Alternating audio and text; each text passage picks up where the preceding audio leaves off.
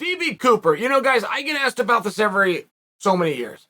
So a number of years ago, roughly 2012, I wrote a book.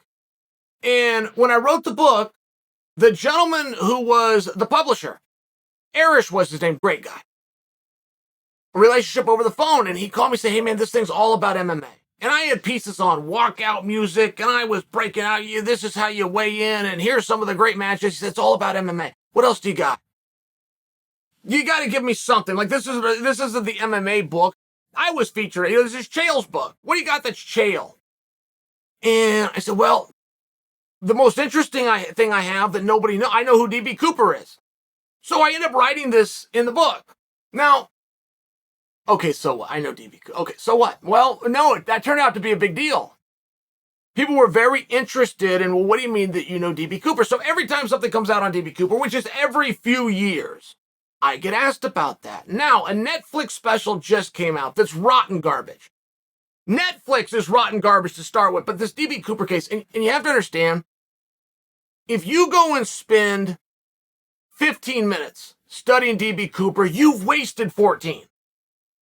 And the only reason I say it is there's nothing new that's coming out, but you'll have these new enthusiasts, or you'll have these new spy catchers, or you'll have this new show like the 3-part Netflix special. They're just regurgitating what we've already heard. Now, the reason for that is nobody has the information but the FBI, and nobody lies more than the FBI. Now, to call somebody a liar, to say they lie, that sounds very derogatory, which is not actually my intent for the FBI. They lie. They call it police work. It's 101. Tell the guy this so and try to get this information from him. They call it police work. But I just share with you that they don't tell the truth. Now, if you want to know who D.B. Cooper is and you want to be able to come in and say, no, I know who it is and not you, don't bring something that got published 10 years ago, which is all the Netflix special did. It was just rotten garbage regurgitated. And it's even regurgitated by people with the FBI who've retired from the FBI. They're waiting for you. They're not going to give us any more clues. They told you enough. You either know him or you don't. They could either catch him or they couldn't, unless they came to me. I will tell them 2 things that they've never revealed to the public. And I only share that because people keep asking me, how was the Netflix, how close? Then it was garbage. Everything they put out that isn't called Dave Chappelle is garbage. But this was no different because all they did is repackage things from the past. Same as if you were to rewind and go watch the last D.B. Cooper thing they put out 3 years ago, or you go 5 years before that. It's all the same thing. That's it. And it's just speculation. Like, they had this woman on. She was in episode 3. Her last name was Cooper. And she wanted D.B. Cooper to be her uncle. Like, she thought there was something cool.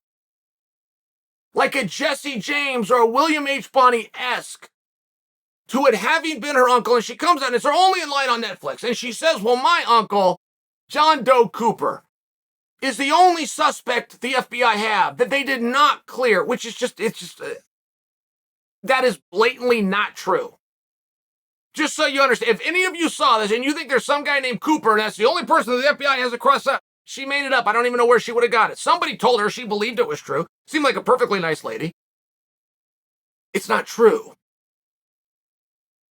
I will tell you how he escaped the woods. That's one thing that the FBI never has. They haven't even speculated on quite the opposite, at least publicly. Publicly, they're acting as though FBI knows. They know how we got out of the woods, or he did it. They know what the plan was. They don't know if he did it. They don't know if he died. They don't know if a bear ate him. They don't know if Chael's right. But I know 2 things that you don't know. And I'll never give you his name. And I will admit, a little of that's childish by me. A little of that is I want to keep being asked. I want to continue to be the guy who knows. But I'll give you more information than you ever got in a 3-part Netflix special, or you got in your last clippings, or you're going to get with Freedom of Information Act that the FBI is going to slowly leak out to you. I will tell you it's not the guy in the pictures. It's not the guy that went on to be a bank robber and they shot him and he's dead, and that's why the DB case closed, because they've got them. And they never got him. They never got him. He died in Arizona 2 years ago. 2 years ago. It was the week between Christmas and I think it was the 27th. But he also fled there. I got the whole story. They don't know who he is. And I was with his grandson, by the way. Because, see, I do have a little bit of a fantasy that someday I come and reveal it to you, but I can't come and reveal it to you. I sound a little bit weird saying I know who D.B. Cooper is. I didn't know I sounded weird. I just know who D.B. Cooper is.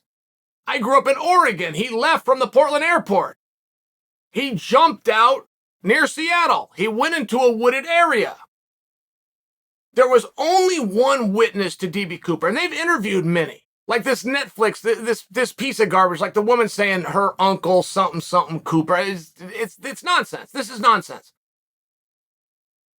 But when he jumped into the wooded area, let's back up to the witness. Because there's only one. 4 or 5 people saw him. One woman, flight attendant, was with him start to finish. She's the only one that looked at him. She's the only one that remembered. She's the only one that recognized him. And from Jump Street, when the composite drawing came out, she said from Jump Street, that's not him. That's a terrible drawing. That's not what I described. Now, her biggest problem was complexion. It was a Caucasian male, and she always thought, beneath the hair and the hat and the sunglasses and the fake mustache, she thought it was a Hispanic gentleman. Now, she's close. She's close. The gentleman was Indian. So she had that part wrong.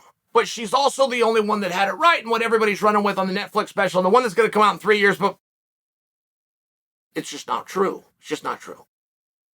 And the wooded area that was jumped into, 10,000, I'm making it 10,000 acres of nothing but trees. Of government land. But that government land backs to Indian land, which is where the real D.B. Cooper was raised. He hunted there. He lived there every summer for 32 summers. They would spend 3 months and go into these, he knew right where he was. They said he couldn't have made it. Nobody could survive that. Nobody could make it out. Nobody knew that terrain unless it was your backyard because you happen to be Indian and it happens to back to Indian land. These things can all be confirmed. None of these things, you won't get this in the Netflix special. FBI hasn't put this out. I'm sharing with you. That's not my big clue that he jumped into land that he knew. My big clue is what he did that so he could get out.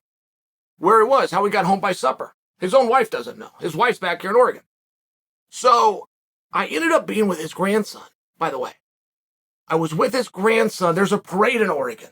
There's a rodeo. It's called the St. Paul Rodeo. It's like a top 4 rodeo in the whole country. Very, very big rodeo for whatever that is. But there's a parade that comes along with it. Very small town, but that's where my mother's from. So I've been going to the St. Paul parade as far back as I have a memory. Now I take my kids to it. And I happened to be standing with one of D.B. Cooper's ken. So I asked him. I brought up D.B. Cooper. Hey, you seen this thing? It's going around on Netflix. This thing's coming out. D.B. Cooper. Hey, D.B. Cooper. I said it a couple times. I finally looked at him and said, hey, you got any idea why I'm asking you about D.B. Cooper? He said, no, I don't know why you keep saying that name. And he didn't know. But the wife also does not know. But I know. And it's just one of those things. It's a little bit weird that I don't get asked. There's nobody with my level of notoriety that's ever come out and made such a claim. But moreover, that has also said, I will talk. I won't give you the name, but I'll give you 2 pieces of evidence that the FBI has that they've never told you. Nobody's even made those claims. I would look like a fool if I didn't have that, but I do have it. And I'm waiting for you to ask me politely and perhaps, absent of the name, I will tell you.